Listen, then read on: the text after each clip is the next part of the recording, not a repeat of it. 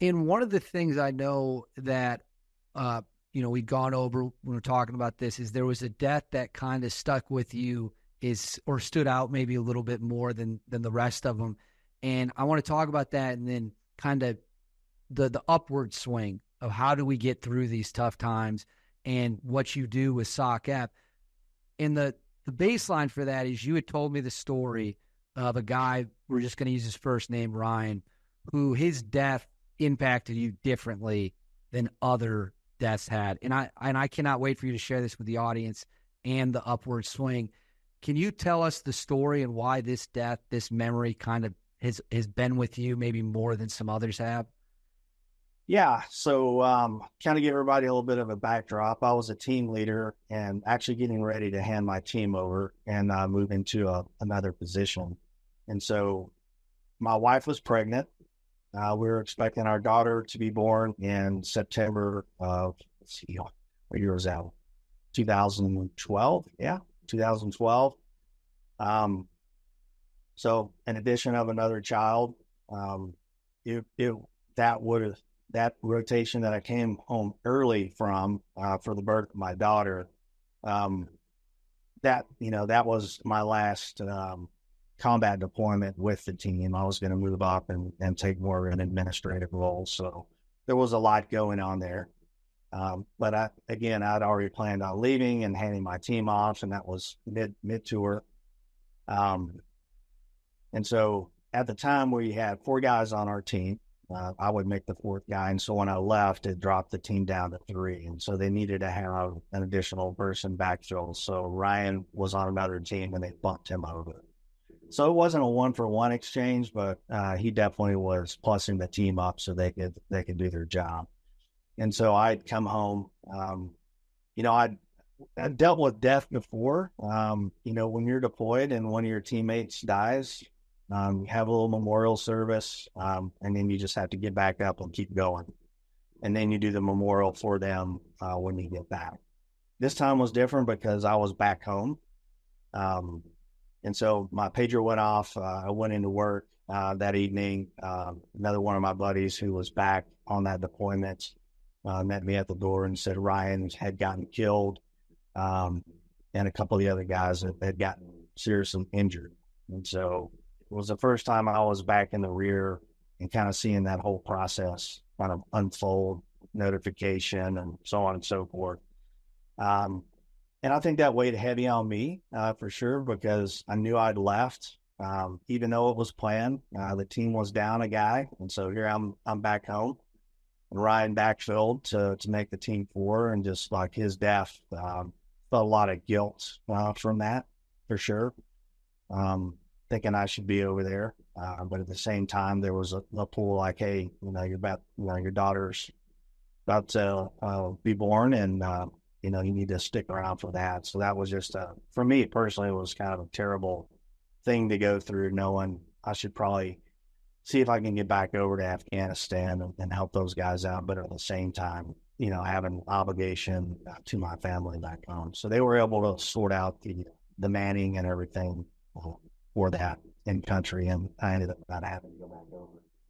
But just, going through that process, dealing with Ryan's family and kind of all that, it really sucked. And then I think it was at that point, that I decided, like, you know what, maybe I need to start thinking about hanging up, my guns and move on to other things. And that really was his death and where I was at was really a decision point for me. Now having a second child and kind of all the things, was really taking a hard look at whether I wanted to continue on or whether I wanted to get out. And, so I ended up making the decision, a year or so later to go ahead and retire. And I think what is important for the audience to understand, because I never served in the military, and I'm sure many people watching this are hearing that story and they're thinking, it's not your fault. It's you didn't play any role in him getting killed. But here it is, it weighs on you. And just as an observer who hears that story, and I can tell you're emotionally moved by it, it weighs on you because, you want to be there, you want to be with your guys, and you came home, he took your spot, got killed. and other people got seriously wounded. And for number one, for you to be willing to talk about that takes a lot of courage, and I think that's hopefully helps other people. When it comes to how you deal with that, when it comes to, hey, I'm maybe not in a good place mentally, maybe I'm not doing as well as I can, I'm getting angry, I'm getting irritable. Let's talk about the steps that you take to try to fix those issues before they really, really fester maybe into serious, serious problems. Yeah. Yeah, man, about that time, I knew something wasn't right. I wasn't sleeping well. Gosh, it was 2012. I probably started noticing something around 2009, 2010. Not sleeping well, having night sweats, kind of all the things. And so, always had a really good relationship with our chaplains there. So I had a way to go talk to somebody. I'm a Christian, and faith is, my Christian faith has played a primary role in my life. And so having the ability to go talk to the chaplains about things, I mean, that was really great for me. Obviously some spiritual issues going on there, but was struggling with some physical things as well. Again, I didn't know at the time. And so I went over to our medical building and talked to one of the psychs over there, one of the counseling psychs, and he had recommended going to a place called the National Intrepid Center of Excellence up in Bethesda to go through their program, which I ended up doing, and it was super helpful, and diagnosing a few things, but kind of on the upswing. And how do you deal with that, man? I don't know where I'd be without, my relationship with Christ and kind of his role in guiding and directing my life. For me, I had to, when the times got really, really tough, that was really leaning into my faith and trusting God and kind of laying everything at his feet, and ultimately just knowing that my life was in his hands, and, even if I did die, that things would be okay. So yeah, on that personal level, I say faith plays a big role in all that, and mental health, and trying to interpret hardships and struggles and things like that.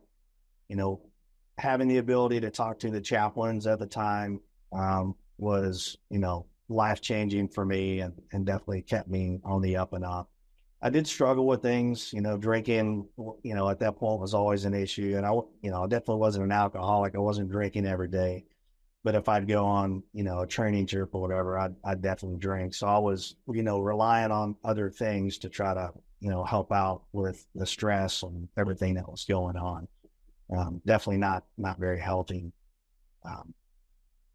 But yeah, so, it was at that point, I retired in 2016. I think I went up to NICO in 2014 and got diagnosed with mild traumatic brain injury, some PTS, and some other things. And so it was all starting to make sense to me. I'd never heard about TBI really, or, what the exposure to concussive blast waves could do to your brain and kind of affect mood and, the physiology of the body and everything. So it was helpful to go through that program to at least get an idea of what was going on. But I knew for a fact that everything was not okay, because, the lack of sleep, the night sweats, having dreams about work. I wouldn't call them nightmares when I went and talked to the docs up in Bethesda at NICO. I think they labeled them nightmares, but I was like, well, I'm not waking up in a panic. I'm just sleeping and working in my sleep, and just, having those issues. So the lack of sleep and TBI and everything affecting mood and whatnot was definitely at that point getting very irritable and angry about things. I just knew that it wasn't.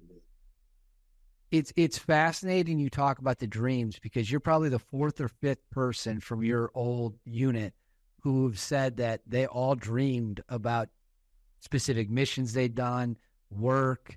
One guy said he dreamed about fighting his own team members. Like he had nightmares about going against his own guys. That's fascinating that so many people have said that exact same thing. Why do you think that is?